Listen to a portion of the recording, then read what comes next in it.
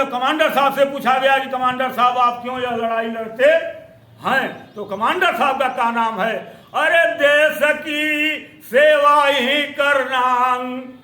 वाह वाह वाह वाह रे कमांडर साहब, अरे देश की सेवा ही करना, अरे वीरों का यह काम है।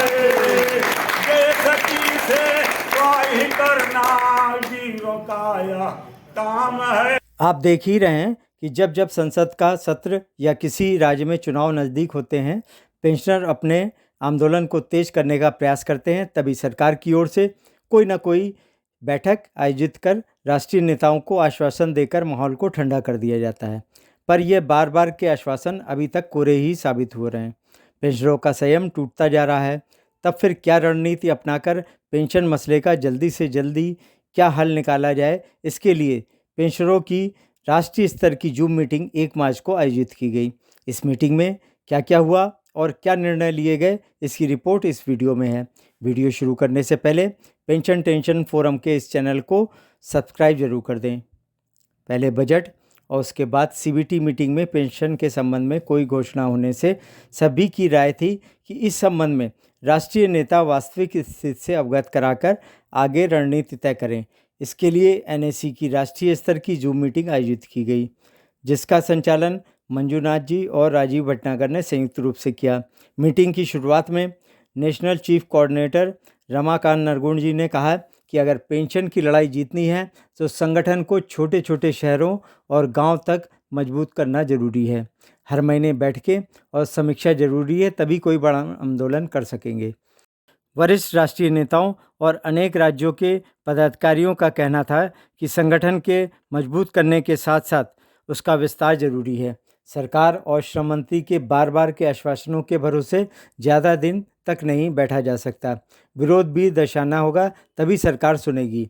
राष्ट्रीय महासचिव वीरेंद्र सिंह राजावत जी ने कहा कि एक रणनीति बनाकर आंदोलन चलाना जरूरी है, जिसको 24 घंटे के अंदर कार्य रूप में बदलना होगा। तो श्रम मंत्री जी का ये कहना था कि आपको जरूर न्याय मिलेगा, ऐसे सभी केसेज का रेक्टिफिकेशन करने के लिए हम तैयार। ये बात हुई थी। इसका मतलब ये हुआ कि श्रम मंत्री जी पूरी तरह से पॉजिटिव हैं, इसलिए हम आंदोलन करके और किसी प्रकार का ट्रैक चेंज करके हम जो है अलग रास्ते पे नहीं जाना चाहते।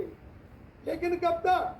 तो कमांडर साहब ने उनको ये भी बता दिया है, मैं आपको स्पष्ट कर दूं कि सर सीबीटी मीटिंग में आप कह रहे हैं सीबीटी में इस मुद्दा नहीं है, आप खुद बता रहे हैं। कमांडर मिनिस्टर साहब ने कहा था कि सीबीटी में मिनिमम पेंशन का मुद्दा नहीं है, लेकिन उसके लिए आवश्यकता पड़ी तो हम अलग से सीबीटी बुलाएंगे और हम सीबीटी कभी बुला सकते हैं, ये मेरा अधिकार है, अलग से सीबीटी बुलाई जाएगी, उन्होंने कहा।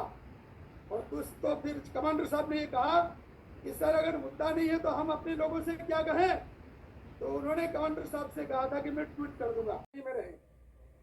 कमांडर साहब से परसों बात हुई थी, उन्होंने मुझसे कहा कि आपके पास में 550 जिलों की लिस्ट है, इसमें से आप 250 जिलों की ऐसी लिस्ट निकालिए जो एक्टिव डिस्ट्रिक्ट है, जो सक्रिय जिले हैं। ऐसे 250 लोगों की लिस्ट जो है हमें चाहिए। 250 जिलों के लोग एक आवाज के ऊपर तुरंत एक 12 घंटे के अंतर से 12 घंटे के कॉल पे एक 24 घंटे के कॉल पे तुरंत कोई आंदोलन करना हो, उसकी तैयारी में रहे। इसकी तैयारी में रहिए आप। 250 जिलों की लिस्ट हमें कल तक परसों तक चाहिए। जितने हमारे प्रांतीय अध्यक्ष हैं सबसे निवेदन है कि एक्टिव डिस्ट्रिक्ट हमारे कौन कौन से हैं। कमांडर साहब ने श्रम मंत्री से वार्ता के साथ साथ क्या क्या किया जा रहा है और आगे क्या करना चाहिए, इस पर विस्तार से बताया। आप लोग निश्चिंत रहे, आपका काम मैं कर रहा हूँ। उन्होंने ये भी कहा कि राउत जी आप अपने लोगों को बताइए जाके कि आपका काम हो रहा है और जल्दी होगा। तो हमने उनसे पूछा सर अगर इतनी बात आप कह रहे हैं हमसे तो ये भी बता दीजिए कि कब होगा। तो बोले वो बताना मेरा बताना उचित नहीं होगा, मैं नहीं बता सकता, लेकिन ये काम बहुत जल्दी होगा, ये उन्होंने आश्वस्त किया अभी। और उन्होंने कहा कि मैं जानता हूं आप लोगों ने बहुत कुछ किया है, आप लोगों की जो जो एक्टिविटीज है उन सब से मैं वाकिफ हूँ। और आप जाइए, दास होके जाइए और बोलिए लोगों को कि आपका काम हो रहा है। तो उस मीटिंग के तुरंत बाद हम फिर गाड़ी में बैठ गए, वापस आ गए। तो आपको मैं बताना चाहता हूँ कि हमारा काम निश्चित हो रहा है, उसमें कोई दो राय नहीं। लेकिन इसका मतलब ये नहीं कि हमारा आंदोलन रुक गया है। हमारी मीटिंगें बड़ी बड़ी तौर पे अभी जो महाराष्ट्र में पोखरकर साहब और अंबेडकर साहब ने, पांगारकर साहब ने जो बड़ी बड़ी मीटिंगें कराई, वो यकीनन बहुत बड़ी हुई।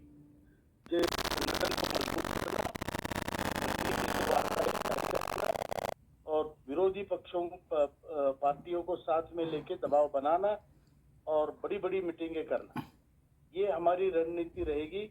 और जो सिंह साहब ने कहा है उससे मैं बिल्कुल सहमत हूँ। आपके सांसदों को छोड़ना नहीं, आप जाके उनसे मिलो। और जैसे अभी मैं सिंह साहब, नरगुन साहब, राजीव भटनागर जी अभी दिल्ली में जाके कुछ करते रहते हैं, बड़े तौर पे करते हैं और प्रयास करते हैं, वैसे आप अपने लेवल पे, स्टेट लेवल पे भी कर सकते हैं। जो सिंह सर ने बोला, वैसे उत्तर प्रदेश की टीम जाके वहां पे 75 आपके सांसद है, उन सबसे मिलके पर्चे देके, उनको बोल के, उन पे दबाव डाल के, या तो दिल्ली में जाके पर्चे बांट सकते हैं या वहां पे कर सकते हैं, आपके लिए दिल्ली नजदीक है। Similarly in south India also अपने अपने सांसदों को मिलके उनको बोलिए कि आप मंत्री जी से मिलके आपको फोटो दिखाइए आपका मंत्री। मतलब जितने ज्यादा सांसद मंत्री के ऊपर दबाव डालेंगे उतना अच्छा हमारे लिए होगा। और उसमें किसी की रोक टोक नहीं होती है, मंत्री भी नहीं बोल सकते उनको। और जो अभी विजय बसंत जी ने तमिलनाडु के जो स्थगन प्रस्ताव रखा है, उसके ऊपर भी विरोधी पक्षों के कई पार्टियों के कई एमपी विचार कर रहे हैं। और ये अच्छी बात है, मतलब it's a democratic way of putting pressure on, तो वो होना चाहिए। और जहां तक हम लोगों का प्रयत्न है, आप संगठन बढ़ाएंगे तो आप आगे बढ़ेंगे। संगठन के बिना हमारी किसी की भी वैल्यू नहीं है। इसलिए संगठन को मजबूत करना, और ये ईश्वरीय कार्य है, ईश्वर ने आपको सौंपा है कि भाई ये जाते जाते अच्छा काम कर जाओ। और ये हमारे लिए बड़ी अपॉर्चुनिटी है। हमारा ये जन्म भी सुधरेगा और अगला जन्म भी सुधरेगा, लेकिन भावना शुद्ध रख के अगर हम ये काम करते हैं तो ईश्वर हमें निश्चित सफलता देगा, जल्दी देगा। और मैं एक बात कहना चाहूंगा, धीरज खोना नेता का गुण नहीं होता। आप सब नेतागण हैं हमारे, तो कृपा करके पेशेंस रखिए, संयम रखिए और धीरज बिल्कुल नहीं खोना। अगर आप खुद ही अपना धीरज खोएंगे तो बाकी लोग क्या करेंगे? आपकी तरफ वो देखते हैं, आपको फॉलो करते हैं। संस्कृत में कहा गया है, महाजनगतः सपंथः, जहाँ बड़े लोग जाते हैं वही मार्ग बनता है। अभी आप लोग अगर अपना धीरज खोएंगे, कुछ नहीं हो रहा है, कैसे हो रहा है, अरे क्यों नहीं होगा भाई? 10 साल की मेहनत है और अभी भी हमारे बाजुओं में दम है। मंत्री जी ने कहा कि आपका काम हो रहा है, अभी उस पर अपने भरोसा रखा तो उसकी कुछ लिमिट होगी ना भरोसा रखने की, वो भी हमने तय किए। तो अगर हमारा काम इस सेशन में नहीं होता है तो हम लोग फिर उठ खड़े होंगे, हमारा संगठन मजबूत, हमारा आंदोलन आगे बढ़ाएंगे। ईश्वर करे हमें आंदोलन करने की जरूरत ना पड़े, ऐसे संकेत तो लगते हैं। लेकिन फिर भी जैसे मैं अपने कई भाषणों में मैंने कहा है कि हमारी तलवार म्यान में जरूर रखी है, लेकिन उसका हैंडल, उसकी मूठ हमारे हाथ में है। हम कभी भी इसको तलवार को निकाल सकते हैं। हम कमजोर नहीं है, हम सिर्फ समझदारी दिखा रहे हैं और वो जरूरी है दिखाना। तो इतना ही कहता हूँ और आप सबको बहुत बहुत शुभकामनाएं। धन्यवाद, बहुत बहुत शुभकामनाएं। एनएससी द्वारा अब वार्ता और संपर्क के साथ साथ बड़े आंदोलन की तैयारी भी हो रही है। पेंशनरों का ये आंदोलन 27 राज्यों के बड़े बड़े शहरों के साथ साथ छोटे छोटे शहरों और गांवों तक पहुंच गया है। पेंशनरों की सभा में भाषणों के साथ साथ गीतों से जोश भरकर पेंशनरों को जागृत किया जा रहा है, जिससे धीरे धीरे ये आंदोलन वृद्धों का सबसे बड़ा जन आंदोलन होता जा रहा है, जिसकी सफलता भी निश्चित है। हम मऊ की धरती की तरफ से गरीबों के मसीहा, समाज सेवक कमांडर अशोक रावत को मऊ की धरती बार बार स्वागत करते हुए उनको सलाम कहता हूं कि सर आपसे बात हो जाने पर जिंदगी थोड़ा ताजी बन जाती है। लेकिन कमांडर साहब का कहना है कि हम क्रांति नहीं चाहते हैं।